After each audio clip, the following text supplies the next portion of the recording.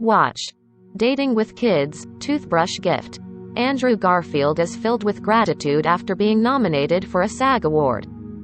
The Tick, Tick, Boom star spoke to E! News about his nomination on Wednesday, January 12 for his portrayal of late playwright Jonathan Larson. This is the SAG Awards honoring him and his life and what he stood for, Andrew said, how he lived his devotion to the art of theater and storytelling. What he sang about was his artist community, who were all at that time going through this terrible AIDS epidemic and the terrible injustice of the Reagan administration and the tragedy that was befalling this community of artists in New York City and around the world, Andrew continued. He was a generous advocate and revolutionary artist, so I feel like this nomination is really just another way of giving John more life. And I find more and more Breathto sing more of his song while he can't, and I find that deeply moving. And while the Lin-Manuel Miranda directed film is about the life and loss of Jonathan, who wrote the Broadway smash Rent but died suddenly at 35 before he could see its success, it's also about grief and what people can learn from accepting that every person will one day die. One of the big experiences that Jonathan goes through in this film is an awareness and a kind of acceptance of loss, Andrew explained. And, awareness that life is finite, that life is short. And it's so painful to accept that.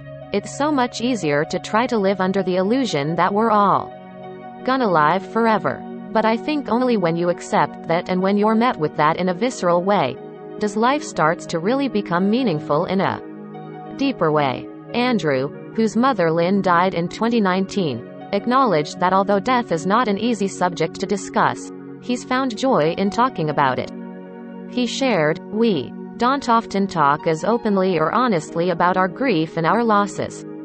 It's been labeled as not as attractive as talking about our successes and joy, but there's so much joy in talking about my mother. There's so much joy in sharing a community of consolation." The social network star first shared these sentiments in a November interview with Stephen Colbert, and since then he's had fans and friends open up to him about their experiences with death.